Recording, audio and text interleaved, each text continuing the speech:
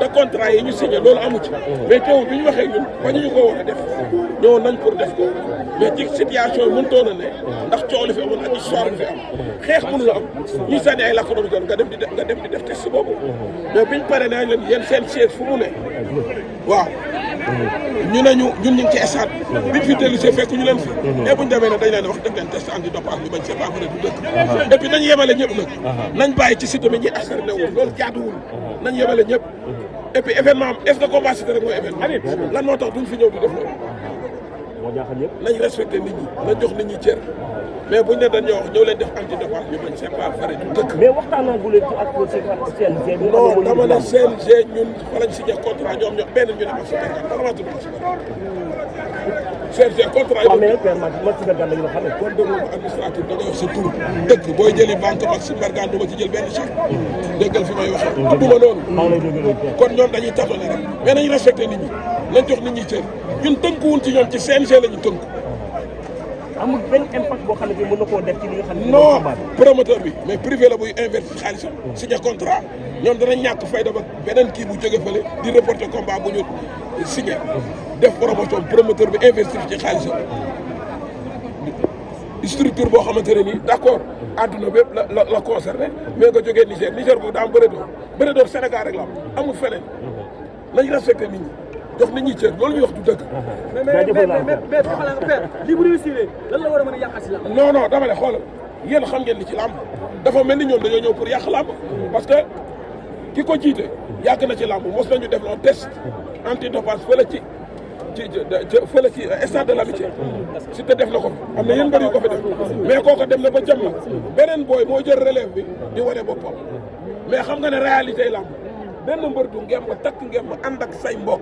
nga ñëw tekk sa ngemb di saw yéen xam ne loolu ak làmb àndul mais teewul bañuñu ko dañ na biñ tekkee su ngemb dinañ ñëwaat biñ ñëwee fekk ñu fi kenn Siteu li koy topp xam ngeen ko ku mën a déparé këram jàmm kër balaa yegg fii muy 18 heures ndax booloo bu bëri làmb jeex booy wàcc ci koom foofu mën na faa def test du dëgg li ñuy wax du dëgg nañ respecté nit ñi nañ jox nit ñi cër et puis nañ yemale ñëpp buñ ko dee def ñu def ko ci mbër yëpp kontaan nañ ci yow père mënuma concevoir nga am deux combats yoo xamante ni combat yëpp bu nekk déclenchement la ci yow muy sa diggante ak Zarko muy sa diggante ak Ama Neex nga war a ñëw wane sa bopp combat bi daf ci waroon teg bakkanam teg jeexal respecté Ama Neex ci biir géew ba pare ñëw war a cons combat bi wax ko ne xale laa damaa am doole damaa nekk ci yoon arbitre gën seen diggante nga déclenché xeex ak moom dem jàppe Ama Neex waaye yow defoo ko song bu bon nga song Ama Neex wan la ni man maa la ëpp doole maa la ëpp expérience wala maa la dàq bëri loolu moo feeñ fii léegi nag combat yi fi ñaabu ndaw jëm moo gën a nekk téeméeri junni yoon fi mu jóge ci xale yi la jëm de te boo yooyu dañoo am doole yu wow comme yi la Ama Neex fan la jëm sama yoon. non Ama Neex dañ koy dem joxi kii nañ ko jox la dëggeer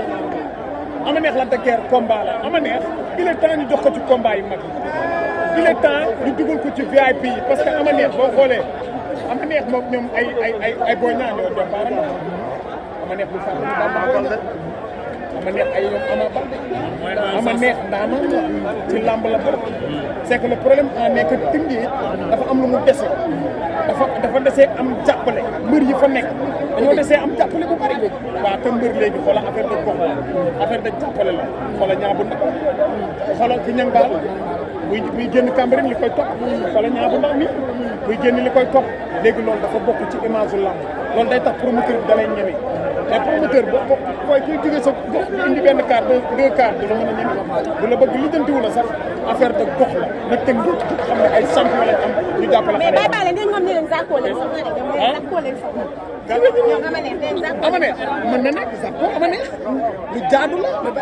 Zarko Ama Neex ñaabu ndaw moo leen boole combat bu jaadu la Zarko war naa mën a jël Ama Neex ñoom ñaar ñu bëri wala Zarko Alioune Seye numéro 2 parce que Alioune Seye numéro 2 xaar bi dafa yàgg te kenn gënu ko doon champion ci lamb. mais Baye Balla démb foofu dafa am Balla Gaye Siteu ñu xëy ci même pas 30 minutes am benn fétig bu génn ci Siteu loolu la nga jàngatee ci lamb. waaw loolu daal comme ni ko gars yëpp gisee noonu lañ ko gisee léegi le problème en est que dafa arrêté gis nañ ko muy circulé ne faat mais le problème en est que rek ñu toog nag dégg nga kilifa yi nga xamante ni ñoom ñoo doon ko lamb xool ba xam yooyu loolu ban décision lañ ciy jël ni ko gars yëpp